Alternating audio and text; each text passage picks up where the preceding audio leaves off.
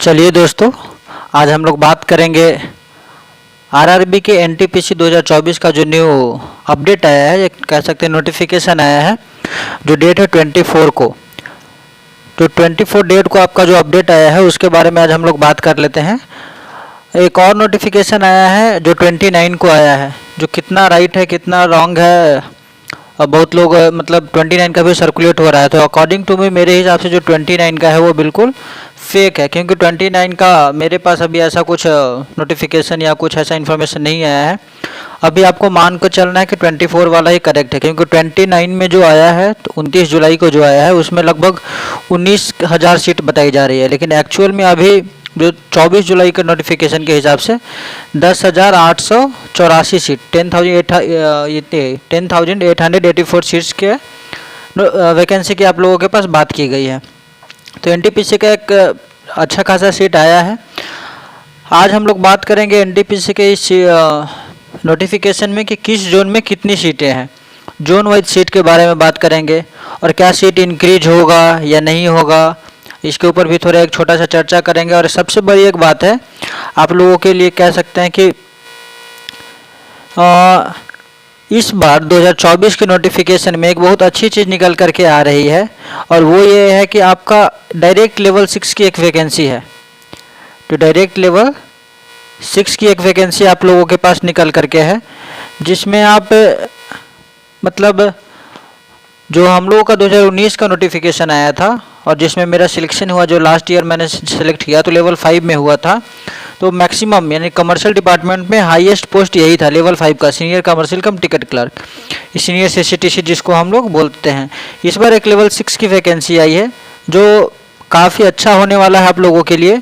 Level 6 की vacancy अभी तक तो मेरे हिसाब से कभी नहीं है, और लास्ट ईयर तो बिल्कुल भी नहीं था। डायरेक्ट लेवल 6 में आप लोग पोस्टिंग कर सकते हैं। नेक्स्ट वीडियो में इसके बाद जो एक वीडियो लेकर के हम आएंगे तो पोस्ट डिटेल्स की चर्चा करेंगे कि कौन सा पोस्ट का क्वालिफिकेशन क्या है, या उसका क्वालिटी कैसा है, स्पेसिफिकेशन क्या है पोस्ट का, कौन सा पोस्ट आप लोगों के लिए बेहतर होने वाला है, या किस पोस्ट के लिए आप एलिजिबल है किस तरीके से। तो सारे पोस्ट डिटेल्स और भी चर्चा हम लोग नेक्स्ट वीडियो में करते हैं। आज हम लोग बस इतना ही बात करेंगे जोन वाइज सीट के बारे में, किस जोन में कितनी सीटें हैं। छोटा सा ऊपर से एक हम लोग देख लेते हैं कि पोस्ट का क्या क्या होता है। देखिए, एक आपका जो ग्रेजुएट और अंडर ग्रेजुएट दो लेवल पे पोस्ट है। अंडर ग्रेजुएट जो 12th लेवल पे हम लोग हैं वो आप लोग अप्लाई कर सकते हैं, और ग्रेजुएट लेवल पे जो ग्रेजुएशन पास है, जो बीए पास है। तो अंडर ग्रेजुएट लेवल पे क्या है, अकाउंट्स क्लर्क कम टाइपिस्ट है, commercial cum ticket clerk, junior clerk cum typist, trains clerk, ये 4 पोस्ट है आपको जो अंडर ग्रेजुएट यानी 12th पास पे आप भर सकते हैं।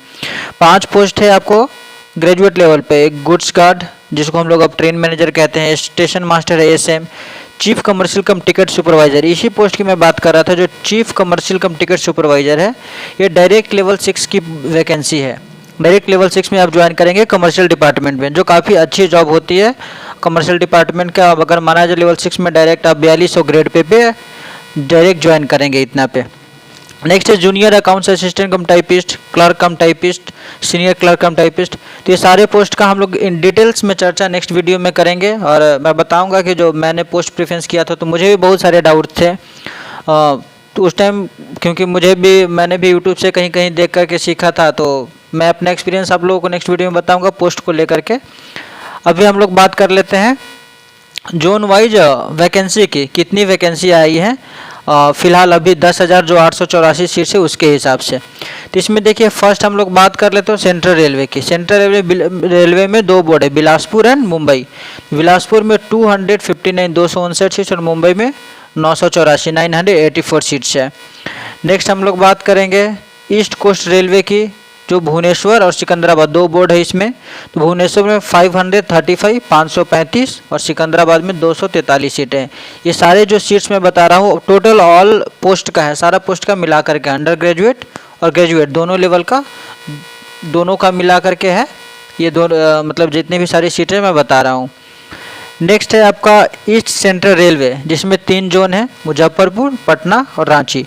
मुजफ्फरपुर में 80 सीट है। मुजफ्फरपुर में ईस्ट सेंट्रल रेलवे में देखा जाए तो बहुत कम सीट है इस पर। मुजफ्फरपुर में मात्र 80 है टोटल पोस्ट मिला करके। पटना में मात्र 125, रांची में मात्र 42, केवल 42 सीट्स है। नेक्स्ट बात कर लें ईस्टर्न रेलवे की, जिसमें 2 बोर्ड है, कोलकाता और मालदा डिवीज़न।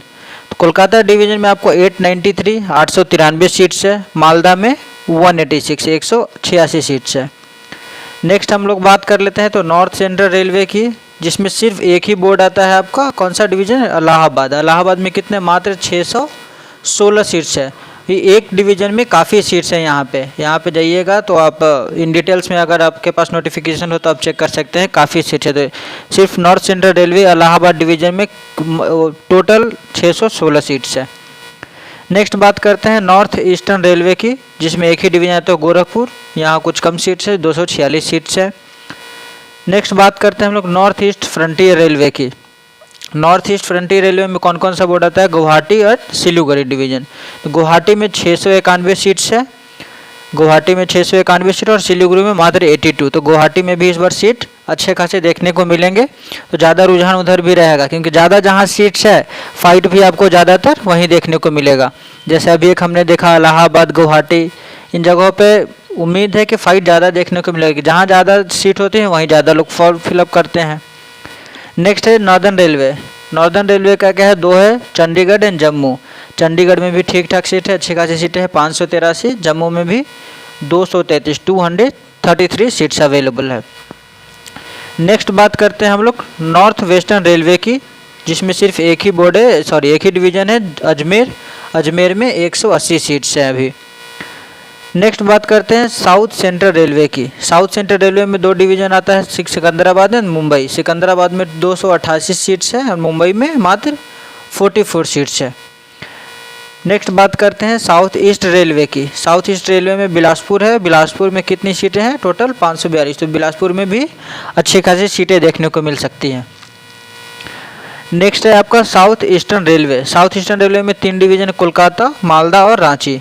कोलकाता में अच्छी खासी सीट्स है, कोलकाता में बहुत ज़्यादा सीट्स है इस बार, 666 सीट्स है। मालदा में 24, रांची में 356 356 सीट्स अवेलेबल है। नेक्स्ट बात करते हैं सदर्न रेलवे की। सदर्न रेलवे में चेन्नई डिवीज़न है, चेन्नई डिवीज़न में भी आपको 533 सीट्स मिल है। और TVC मतलब त्रिवेंद्रम, तो त्रिवेंद्रम में भी आपको 286 286 सीट्स हैं अभी नोटिफिकेशन के अकॉर्डिंग। नेक्स्ट है साउथ वेस्टर्न। साउथ वेस्टर्न में भी बैंगलोर है, बैंगलोर में 555 सीट है, बैंगलोर में भी अच्छी खासी सीट्स है। नेक्स्ट है आपका west central railway. West central railway में अगर देखें तो भोपाल और अजमेर है, तो भोपाल में 133 सीट 133 सीट्स है और अजमेर में 23 सीट्स अवेलेबल है।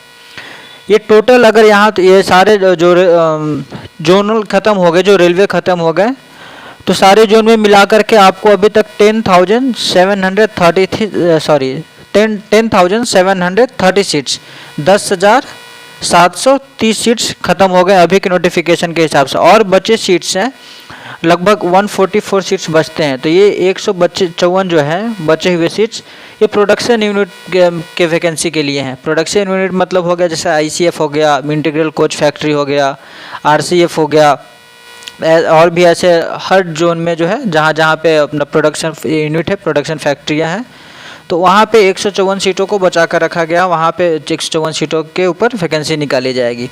तो ये हो गया हमारा 10,884 सीटों की बात, जिसमें किस जोन में ऑलमोस्ट एक शॉर्ट ब्रीफ में मैं कह सकता हूँ कि ब्रीफ इन्फॉर्मेशन में मैंने आपको बताया कि कौन से डिवीज़न में, कौन से जोन में कहाँ कहाँ सीटें हैं। इसके बाद अगर देखा जाए तो सीट बढ़ेगा या नहीं बढ़ेगा, तो मेरे हिसाब से अगर देखा जाए तो सीट 100% इंक्रीज़ होने वाला है आपका। अगर सीट की बात कर ले तो 100% आपको और बढ़ने वाला है। एग्जैक्टली अभी इसकी इन्फॉर्मेशन नहीं आया है, लेकिन नोटिफिकेशन आने के बाद आपके सीट्स और इंक्रीज होने ही होने हैं। 2000 हो या 4000 जितना ही हो, इन आपके NTPC के लिए सीट्स इंक्रीज हो गए। तो इसके लिए आप लोगों को बेफिक्र रहना है। और नेक्स्ट वीडियो में हम लोग पोस्ट डिटेल्स की चर्चा करेंगे कि पोस्ट कौन से पोस्ट किस लेवल का है, या कौन सा पोस्ट आप लोगों के लिए अच्छा होने वाला है।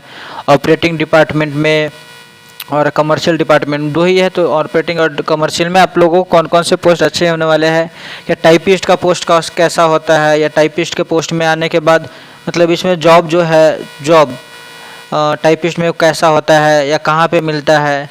अगर आप लोग कमर्शियल डिपार्टमेंट में हैं तो कहाँ पे जॉब आप लोग को होने वाला है, रिजर्वेशन ऑफिस में या TC में मिलता है या TT में मिलता है, ये सारी चीज़ों के ऊपर मैं एक अलग से एक सेपरेट वीडियो लेकर के आऊँगा। अभी के लिए फ़िलहाल इतना ही।